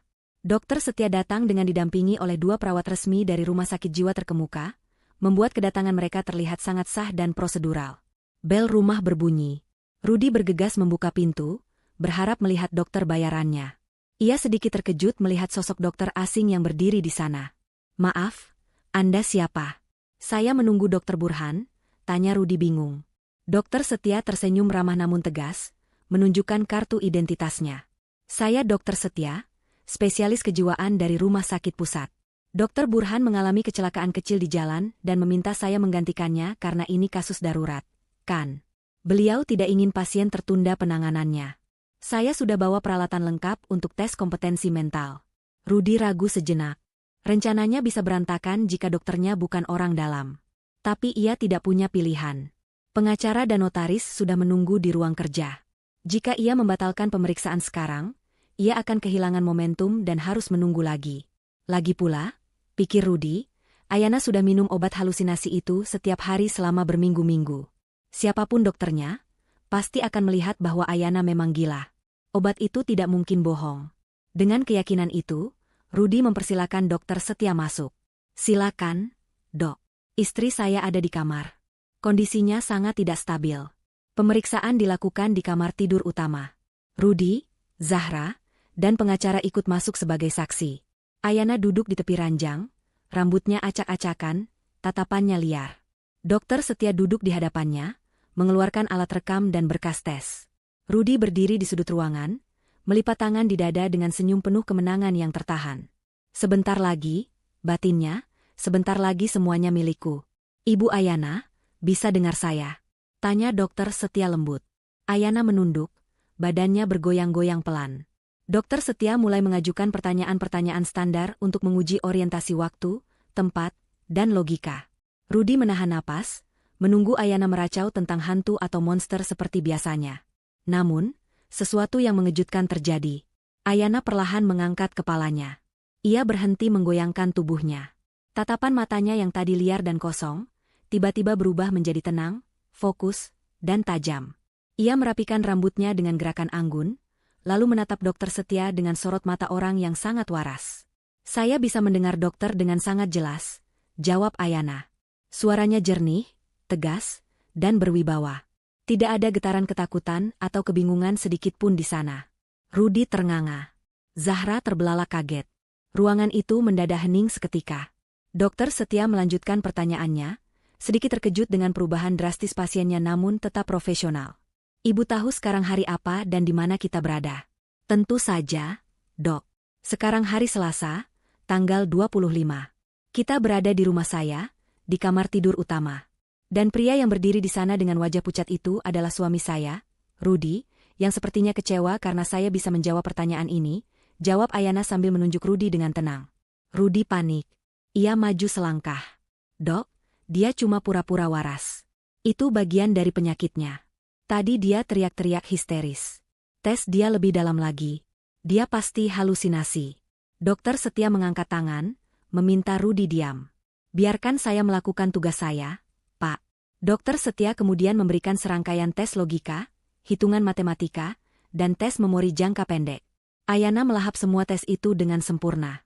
Ia menjawab perhitungan aritmatika rumit dalam hitungan detik, ia bisa menceritakan urutan kejadian hari ini dengan runtut, dan logikanya berjalan tanpa cacat sedikitpun. Semakin lama tes berlangsung, wajah Rudy semakin memerah karena marah dan takut. Keringat dingin mengucur deras di dahinya. Bagaimana mungkin? Obat itu dosis tinggi. Seharusnya otak Ayana sudah kacau balau sekarang. Kenapa dia bisa setenang ini? Kenapa dia bisa secerdas ini? Zahra di sebelahnya mulai gemetar, menyadari bahwa ada sesuatu yang sangat salah sedang terjadi. Setelah 1 jam pemeriksaan intensif, dokter Setia menutup berkasnya. Ia berdiri dan menatap Rudy dengan pandangan menilai. Pak Rudy, berdasarkan pemeriksaan menyeluruh saya, istri Anda, Ibu Ayana, berada dalam kondisi kesehatan mental yang prima. Tidak ada tanda-tanda depresi, skizofrenia, atau gangguan delusi seperti yang Anda laporkan. Kesadaran beliau 100% utuh. Kognitifnya sangat baik, bahkan di atas rata-rata. Tapi, itu tidak mungkin. Dia minum obat. Rudy keceplosan, lalu buru-buru menutup mulutnya. Maksud Bapak? Tanya dokter Setia curiga. Maksud saya, dia minum vitamin penenang, kilah Rudy gugup. Dokter Setia menggeleng. Apapun itu, tidak ada indikasi gangguan jiwa. Saya akan membuat surat keterangan sehat jasmani dan rohani untuk Ibu Ayana. Dengan surat ini, beliau sepenuhnya cakap hukum untuk mengelola aset dan perusahaan sendiri. Permohonan perwalian Anda tidak memiliki dasar medis. Dunia Rudy runtuh seketika. Rencananya hancur berantakan di depan matanya sendiri. Ia menatap Ayana dengan tatapan tidak percaya, campuran antara kemarahan dan ketakutan. Ayana berdiri, merapikan bajunya, lalu berjalan perlahan mendekati Rudy. Langkahnya anggun namun mematikan seperti singa betina yang mendekati mangsanya yang terperangkap. Dokter Setia dan pengacara mulai membereskan barang-barang mereka untuk keluar ruangan, memberikan sedikit privasi bagi suami istri itu. Zahra sudah mundur perlahan ke dekat pintu, siap kabur jika situasi memburuk. Ayana berhenti tepat di depan Rudy. Ia berjinjit sedikit, mendekatkan bibirnya ke telinga suaminya yang masih terpaku kaku. Dengan suara bisikan yang lembut namun menusuk hingga ke tulang sumsum, Ayana berkata, "Teh buatanmu rasanya agak pahit, Mas. Jadi, sejak hari pertama kamu membuatnya, aku selalu membuangnya ke pot tanaman dan menggantinya dengan teh manis biasa. Kasihan lidah mertua di pojok sana, dia yang keracunan obatmu, bukan aku." Wajah Rudi memucat pasi, darah seolah terkuras habis dari kepalanya. Kakinya lemas, nyaris membuatnya jatuh terduduk. Ia menatap Ayana seolah sedang melihat hantu. Jadi, selama ini, Ayana tersenyum manis, senyuman yang mengerikan bagi Rudi. "Selama ini aku hanya bermain peran, Mas. Dan kamu adalah penonton yang paling mudah dibodohi. Selamat menikmati kehancuranmu." Ayana kemudian berbalik badan dan berjalan keluar kamar dengan kepala tegak, meninggalkan Rudi yang gemetar hebat di tengah ruangan. Di luar gerbang rumah, mobil polisi yang dipanggil Indra untuk kasus penipuan investasi mulai mendekat, sirinenya sayup-sayup terdengar, menjadi musik pengiring bagi babak akhir kehancuran sang antagonis. Perangkap halusinasi yang Rudi siapkan telah menjadi kuburan bagi dirinya sendiri. Malam itu, Grand Ballroom Hotel Bintang 5 tempat perayaan ulang tahun perusahaan Kusuma digelar tampak begitu megah. Ribuan lampu kristal menggantung di langit-langit, membiaskan cahaya keemasan ke seluruh penjuru ruangan yang dipenuhi oleh dekorasi bunga mawar putih dan pita sutra biru. Para tamu undangan yang terdiri dari investor kelas kakap, pejabat kepolisian, hingga awak media nasional mulai memadati ruangan. Mereka semua hadir untuk merayakan kesuksesan perusahaan yang kini dipimpin oleh generasi kedua. Namun, di balik kemewahan pesta itu, ada ketegangan yang begitu pekat terasa di antara tuan rumahnya. Ayana berdiri di pintu masuk ballroom, menyambut tamu dengan senyum anggun yang sulit ditebak. Ia mengenakan gaun malam panjang berwarna biru laut yang elegan, dipadukan dengan hijab satin berwarna senada. Di sebelahnya, Rudi berdiri dengan setelan jas hitam mahal yang baru dibelinya kemarin. Meskipun wajahnya tersenyum ramah menyalami para kolega, keringat dingin terus mengalir di punggungnya. Setelah kejadian di kamar tidur saat pemeriksaan dokter kemarin, Rudi merasa seperti berjalan di atas paku. Ia tidak tahu apa yang direncanakan Ayana. Istrinya itu tidak mengusirnya, tidak juga memenjarakannya saat itu juga. Ayana hanya diam, membiarkan Rudi hidup dalam ketakutan yang menyiksa, dan memaksa Rudi untuk tetap hadir malam ini sebagai direktur utama, demi menjaga citra perusahaan di depan publik. Di sisi lain ruangan, Zahra berdiri memegang gelas minuman dengan tangan gemetar. Ia mengenakan gaun merah mencolok yang sebenarnya tidak sesuai dengan kode busana malam itu. Tatapan mata para tamu yang memandangnya sinis, karena rumor tentang dirinya yang menumpang hidup di rumah Ayana sudah mulai menyebar, membuatnya merasa telanjang. Zahra ingin kabur, tapi Indra dan beberapa pria bertubuh tegap yang menyamar sebagai keamanan pesta terus mengawasinya dari kejauhan. Mereka terjebak. Malam ini adalah panggung sandiwara terakhir mereka, dan Ayana adalah sutradaranya. Acara dimulai dengan sambutan pembuka dari MC, diikuti dengan tayangan video profil pencapaian perusahaan selama setahun terakhir. Ayana naik ke atas panggung dengan langkah tenang. Ia mengambil mikrofon, menatap ribuan pasang mata yang hadir di sana. Suasana hening seketika, menantikan pidato sang pewaris tunggal. "Selamat malam, Bapak dan Ibu sekalian," sapa Ayana dengan suara jernih. "Malam ini bukan sekadar perayaan ulang tahun perusahaan. Malam ini adalah tentang kebenaran. Perusahaan ini didirikan oleh almarhum ayah saya dengan fondasi kejujuran dan integritas. Namun, belakangan ini, ada hama yang mencoba merusak fondasi itu dari dalam. Saya ingin memperkenalkan orang yang paling ambisius dalam memajukan, atau mungkin menghancurkan, perusahaan ini. Suami saya, Rudi." Ayana memberi isyarat tangan ke arah Rudi. Tepuk tangan sopan terdengar. Rudi yang merasa dipanggil, mau tidak mau naik ke atas panggung dengan senyum kaku. Ia mengambil alih mikrofon, mencoba menguasai kegugupannya. Ia berpikir mungkin Ayana masih ingin menjaga nama baik keluarga di depan umum, dan tidak akan berani membuat skandal. Rudi mulai berpidato dengan gaya orator ulung yang biasa ia pakai untuk menipu orang. "Terima kasih, istriku tercinta. Saya bangga bisa berdiri di sini.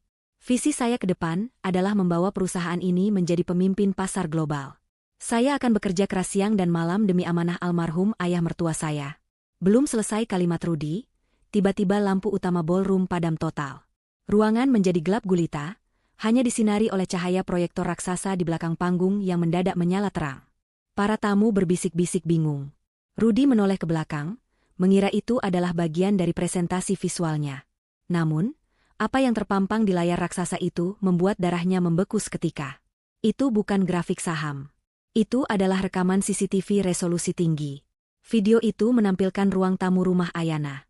Di sana, terlihat jelas Rudy dan Zahra sedang duduk berduaan di sofa, tertawa terbahak-bahak sambil memegang botol anggur mahal milik mendiang ayah Ayana. Suara mereka terdengar menggelegar melalui sound system ballroom yang canggih. Gampang banget nipu si Ayana itu. Suara Rudy di video terdengar jelas, disambut tawa Zahra.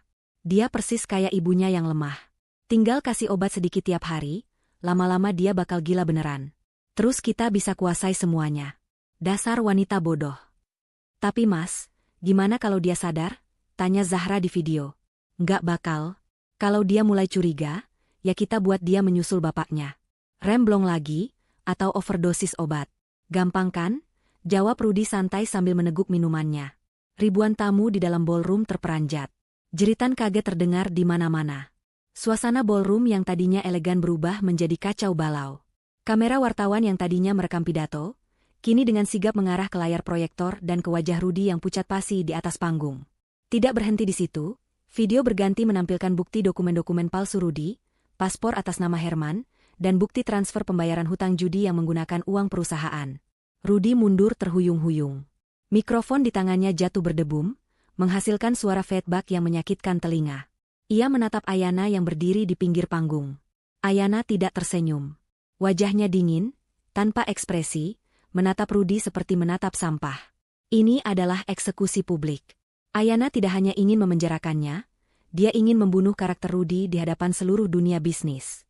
Bohong. Itu video editan. Itu deepfake. Teriak Rudy histeris tanpa mikrofon. Suaranya terdengar cempreng dan putus asa di tengah riuh rendah cemoohan penonton. Ia mencoba lari turun dari panggung, tapi puluhan wartawan sudah menyerbunya, memberondongnya dengan pertanyaan tajam dan kilatan lampu flash yang menyilaukan.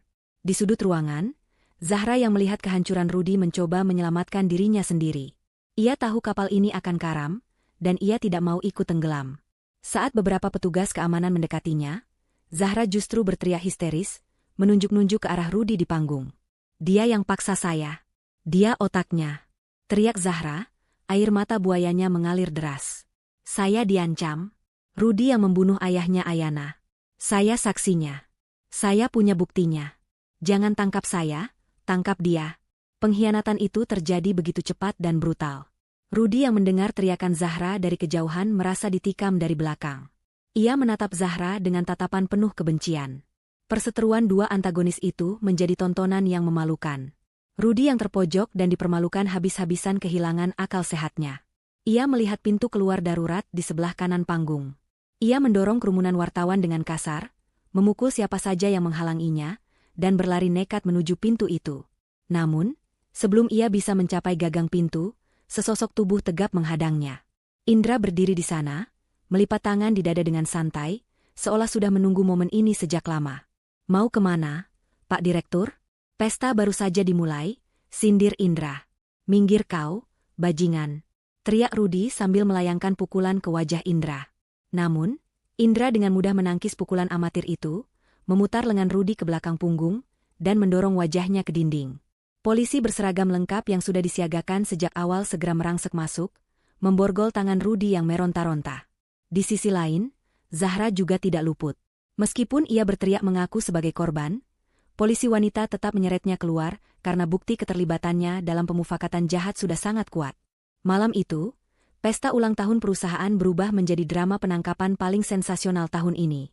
Ayana tetap berdiri di atas panggung, menatap kedua orang yang pernah ia percaya itu diseret keluar seperti kriminal hina. Ia tidak merasa bahagia, tapi ia merasa lega. Beban berat di pundaknya perlahan terangkat. Namun, Ayana tahu, ular yang terluka biasanya akan mematuk lebih ganas sebelum benar-benar mati. 2 hari setelah insiden memalukan di pesta ulang tahun, berita tentang skandal Rudy dan Zahra masih menjadi tajuk utama di semua media nasional. Wajah mereka terpampang di koran dan televisi sebagai pasangan penipu paling dibenci. Namun, hukum memiliki celahnya sendiri, terutama bagi mereka yang licik dan masih menyimpan sisa-sisa peluru. Meskipun bukti penipuan dan penggelapan uang sudah kuat, bukti untuk kasus pembunuhan berencana terhadap ayah Ayana masih membutuhkan pendalaman forensik yang memakan waktu. Pengacara licik yang disewa Rudy, menggunakan sisa-sisa uang simpanan rahasianya yang terakhir, berhasil mengajukan penangguhan penahanan dengan jaminan yang sangat tinggi. Alasan medis yang dibuat-buat tentang kondisi jantung Rudi dan janji kooperatif membuat hakim mengabulkan permohonan itu untuk sementara waktu, menjadikan Rudi tahanan kota yang wajib lapor. Zahra, yang tidak memiliki uang sebanyak Rudi, tetap mendekam di sel tahanan, dan dalam kemarahannya, ia mulai bernyanyi kepada polisi tentang semua kejahatan Rudi, membuat posisi Rudi semakin terjepit setiap detiknya. Rudi bebas, tapi ia hancur lebur. Semua asetnya dibekukan. Apartemen mewahnya disita. Mobil-mobil sportnya ditarik leasing. Teman-teman sosialitanya memblokir nomornya. Ia kini tinggal di sebuah motel murah di pinggiran kota, bersembunyi dari kejaran wartawan dan penagih hutang judi yang mulai mencium keberadaannya. Rasa malu, marah, dan dendam bercampur menjadi racun yang menggerogoti kewarasannya. Ia menyalahkan Ayana atas semua ini. Menurut logika bengkoknya, jika saja Ayana tetap menjadi istri bodoh yang penurut, semua ini tidak akan terjadi. Ia merasa dirampok. Ia merasa dizalimi. Malam itu, hujan turun dengan deras, disertai petir yang menyambar-nyambar, seolah alam sedang mempersiapkan panggung untuk babak terakhir tragedi ini. Rudi duduk di kamar motelnya yang pengap, menenggak botol alkohol murah. Matanya merah dan bengkak, rambutnya acak-acakan. Di meja, tergeletak sebuah pistol rakitan yang ia beli dari pasar gelap dengan uang terakhirnya. Ia tidak berniat kabur ke luar negeri. Ia tahu polisi mengawasi bandara. Ia juga tahu hidupnya sudah tamat. Penjara seumur hidup menantinya begitu kesaksian Zahra divalidasi. Jika ia harus hancur, ia akan menyeret Ayana bersamanya ke neraka. Aku tidak akan membiarkanmu menang, Ayana. Tidak akan pernah, gumam Rudi parau. Ia menyelipkan pistol itu ke balik jaketnya yang basah, mengenakan topi hitam, dan keluar menembus hujan. Pukul 2 dini hari, rumah besar Ayana tampak gelap dan sunyi. Hanya lampu taman yang menyala remang-remang. Penjagaan di depan rumah memang diperketat pasca kejadian pesta, namun Rudi tahu seluk-beluk rumah itu lebih baik daripada satpam baru yang berjaga. Ia memanjat tembok belakang yang tertutup tanaman rambat, menghindari jangkauan kamera CCTV yang ia tahu persis letak titik butanya, karena dulu dialah yang memasangnya untuk memantau Ayana. Rudi berhasil masuk ke halaman belakang. Ia mencungkil jendela dapur dengan linggis kecil. Suara gemuruh petir menyamarkan bunyi kaca yang retak. Dengan napas memburu, ia melangkah masuk ke dalam rumah yang dulu ia anggap miliknya. Aroma lavender dari pengharum ruangan membuat kebenciannya semakin memuncak. Ia berjalan mengendap-endap menuju tangga, tujuannya hanya satu, kamar tidur utama. Namun, langkah Rudi terhenti di ruang tengah. Lampu ruangan tiba-tiba menyala terang. Rudi menyipitkan mata, kaget. Di sana, duduk di sofa tunggal, Indra sedang menunggunya. Detektif itu tidak terlihat tidur. Ia mengenakan pakaian lengkap, seolah sudah memprediksi kedatangan tamu tak diundang ini. Aku sudah menduga tikus got akan kembali ke selokannya, ucap Indra tenang, namun tangannya siaga di dekat pinggang. Minggir kau. Ini urusanku dengan istriku. Teriak Rudi sambil mencabut pistolnya dengan tangan gemetar. Indra berdiri perlahan, mengangkat kedua tangannya sejajar bahu, mencoba menenangkan situasi. Sudah berakhir, Rudi. Polisi sedang menuju ke sini. Zahra sudah memberikan lokasi persembunyianmu. Menyerahlah, jangan perburuk keadaan. Persetan, teriak Rudi. Dor, sebuah tembakan meletus. Indra dengan refleks luar biasa melompat ke balik sofa, namun peluru itu menyerempet lengan kirinya. Darah segar mengucur membasahi kemeja Indra. Mendengar suara tembakan, Ayana yang berada di lantai atas terbangun. Ia keluar dari kamar dan melihat ke bawah railing tangga. Mas Rudi. Teriak Ayana kaget melihat suaminya yang seperti orang gila memegang senjata. Melihat target utamanya, Rudi tidak mempedulikan Indra lagi. Ia berlari menaiki tangga dengan tatapan membunuh. Ayana, sini kamu. Kita mati bareng. Ayana, meski ketakutan, tidak kehilangan akal sehatnya. Ia tidak lari masuk ke dalam kamar dan mengunci diri, karena pintu kayu mudah didobrak. Sebaliknya, ia berlari menuju balkon lantai 2 yang terhubung dengan kamar tidur utama, tempat yang lebih terbuka dan memiliki akses pandang ke halaman depan. Rudi mengejarnya seperti setan yang kerasukan.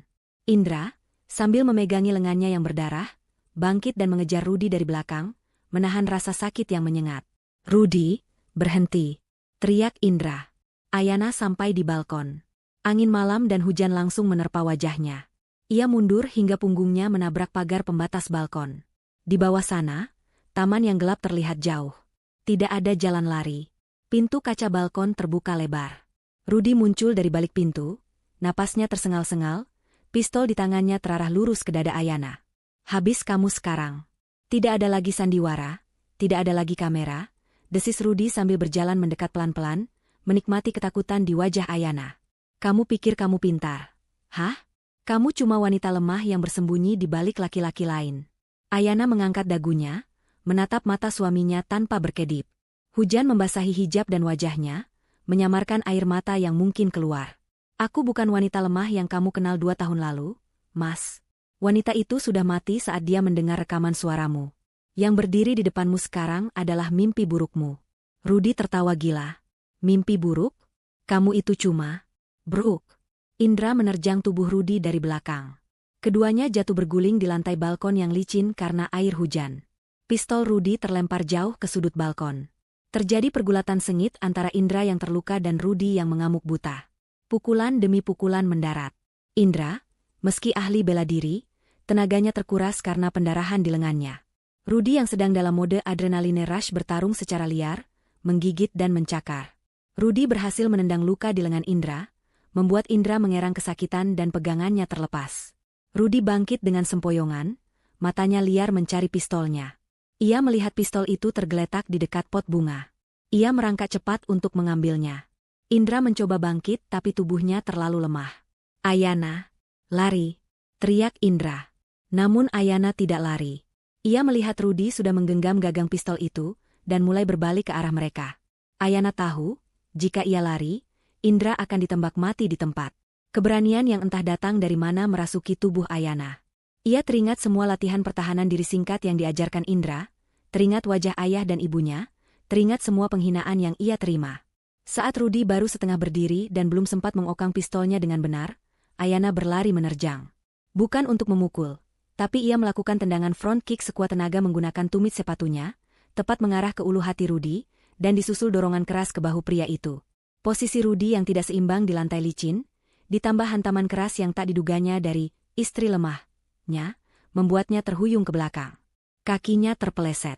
Tubuhnya melayang melewati pagar balkon yang rendah, pagar yang dulu sengaja didesain rendah oleh Rudy sendiri dengan alasan estetika modern. Ayana, teriak Rudy panjang saat gravitasi menarik tubuhnya. Brak!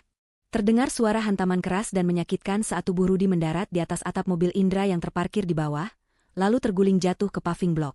Pistol di tangannya meletus sekali ke udara tanpa arah sebelum terlepas. Suasana hening seketika, hanya suara hujan yang terdengar.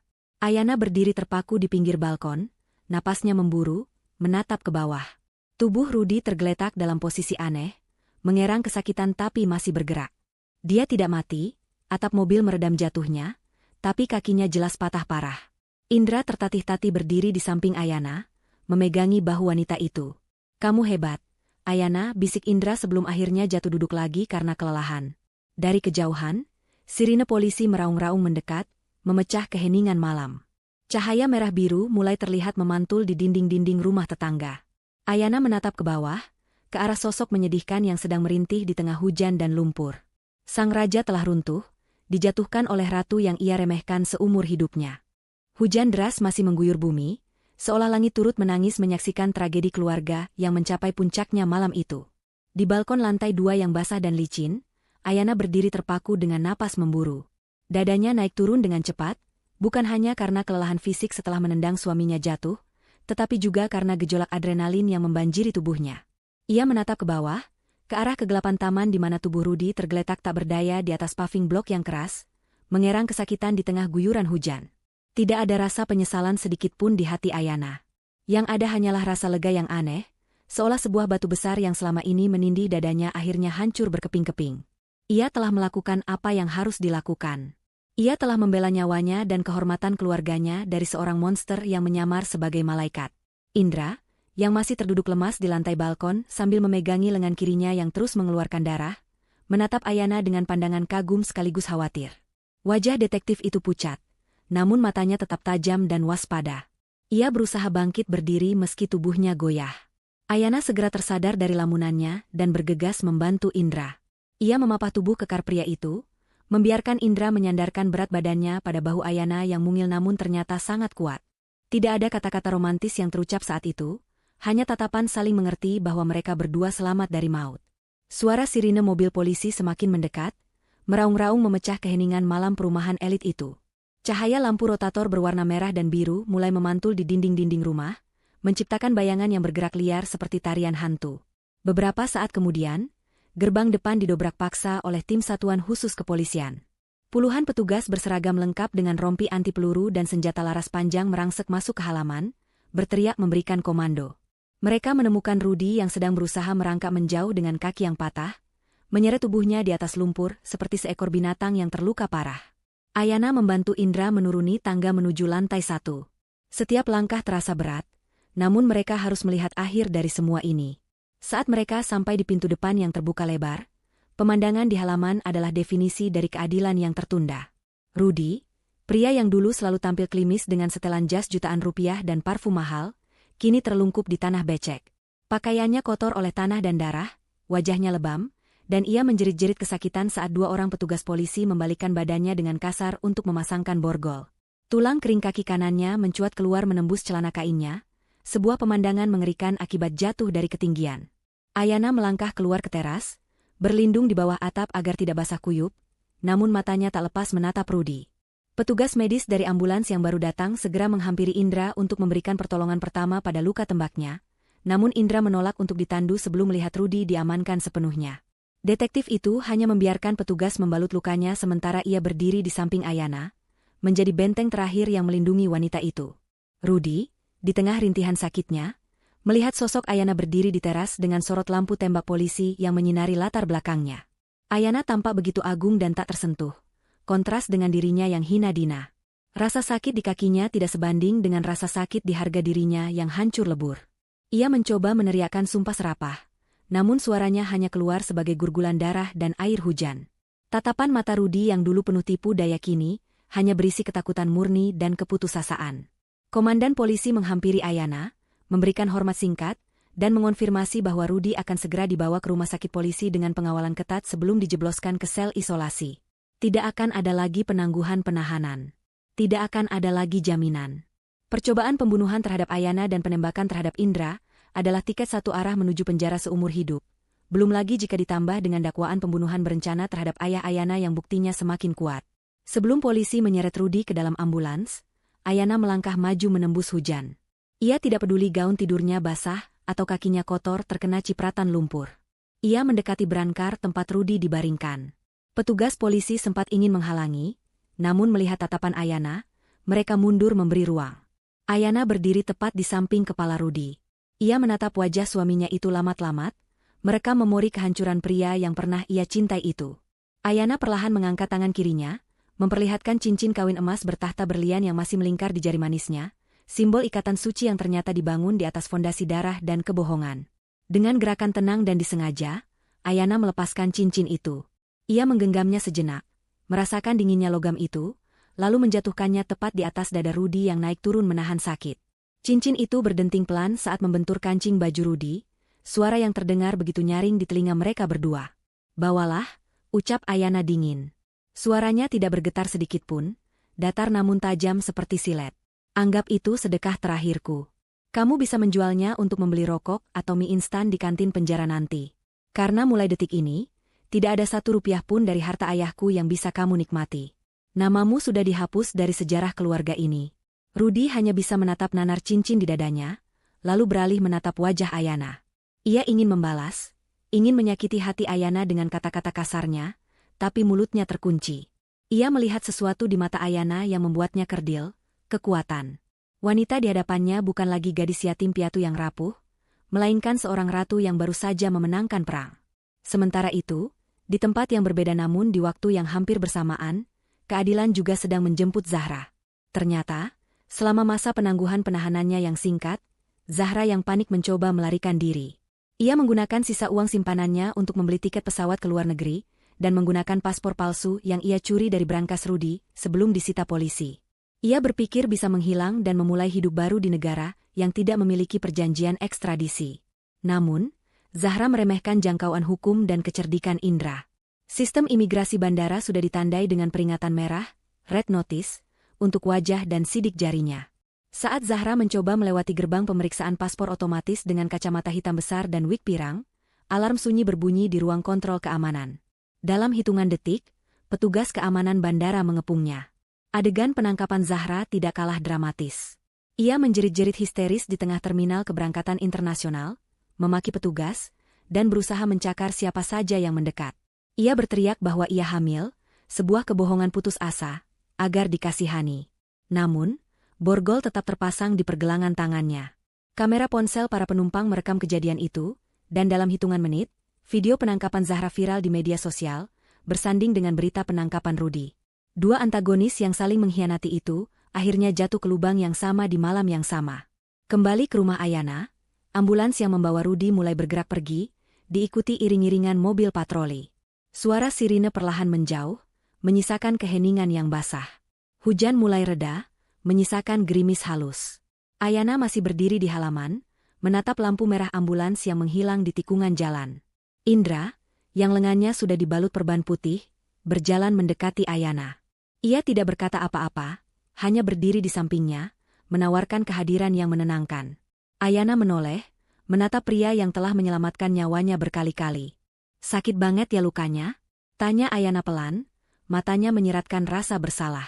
Indra tersenyum tipis, senyum tulus yang jarang ia perlihatkan. "Nggak sebanding sama rasa sakit yang kamu tahan selama berbulan-bulan ini, Ayana. Luka ini bakal sembuh dalam 2 minggu. Tapi luka hatimu, kamu butuh waktu lebih lama untuk itu." Ayana mengangguk pelan. Ia menengadah menatap langit malam yang mulai menampakkan sedikit cahaya bulan dari balik awan. Masalahnya sudah selesai. Musuhnya sudah kalah. Tapi Indra benar, perjalanannya untuk menyembuhkan diri baru saja dimulai. Namun setidaknya, malam ini ia bisa tidur nyenyak tanpa takut diracun atau dibunuh di rumahnya sendiri. Ayana menghirup udara malam dalam-dalam, merasakan aroma tanah basah yang menyegarkan. Itu adalah aroma kebebasan. 6 bulan telah berlalu sejak malam badai yang penuh darah itu. Musim telah berganti, begitu juga dengan kehidupan Ayana. Keadilan, meski lambat, akhirnya ditegakkan dengan palu hakim yang menghantam meja hijau persidangan. Berita tentang vonis Rudy dan Zahra menjadi penutup dari saga kriminal yang menghebohkan publik nasional.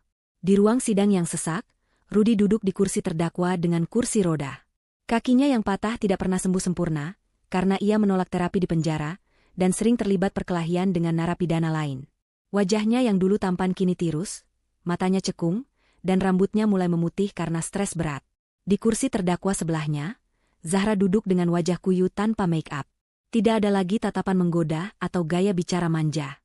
Momen paling memuaskan bagi publik, dan tentu saja bagi Ayana yang hadir di barisan depan, adalah ketika hakim membacakan putusan. Keduanya terbukti secara sah dan meyakinkan melakukan pembunuhan berencana terhadap ayah Ayana, berdasarkan bukti forensik rem mobil dan aliran dana ke pembunuh bayaran, percobaan pembunuhan terhadap Ayana, penipuan, penggelapan dana perusahaan, serta penyerangan dengan senjata api. Menjatuhkan hukuman pidana penjara seumur hidup kepada terdakwa 1, Rudy, dan terdakwa 2, Zahra, suara hakim menggema tegas. Reaksi keduanya sungguh menyedihkan. Rudy hanya tertunduk lesu, air mata penyesalan, atau mungkin air mata mengasihani diri sendiri, menetes ke pangkuannya. Sementara Zahra, ia histeris, berteriak menyalahkan Rudy, memaki hakim, hingga harus diseret paksa keluar ruang sidang oleh petugas. Pemandangan itu menjadi penutup yang sempurna. Mereka tidak hanya kehilangan kebebasan, tapi juga kehilangan martabat, harta, dan kemanusiaan mereka. Mereka akan menghabiskan sisa hidup mereka di balik jeruji besi, membusuk bersama rasa benci yang mereka tanam sendiri. Di luar pengadilan, Ayana melangkah keluar disambut kilatan kamera wartawan. Namun kali ini, ia tidak menunduk atau bersembunyi. Ayana, dengan balutan blazer kerja yang rapi dan hijab modern yang stylish, tersenyum percaya diri. Ia menjawab beberapa pertanyaan wartawan dengan singkat dan lugas, menegaskan bahwa fokusnya kini adalah memajukan perusahaan warisan orang tuanya. Ia bukan lagi korban. Ia adalah penyintas. Ia adalah pemimpin. Perusahaan Kusuma di bawah kepemimpinan Ayana berkembang pesat. Ia membersihkan semua, orang-orang, Rudy di manajemen, menggantinya dengan profesional yang berintegritas. Ayana dikenal sebagai pemimpin yang tegas namun memiliki empati tinggi. Ia sering mengadakan program amal atas nama almarhum ibu dan ayahnya.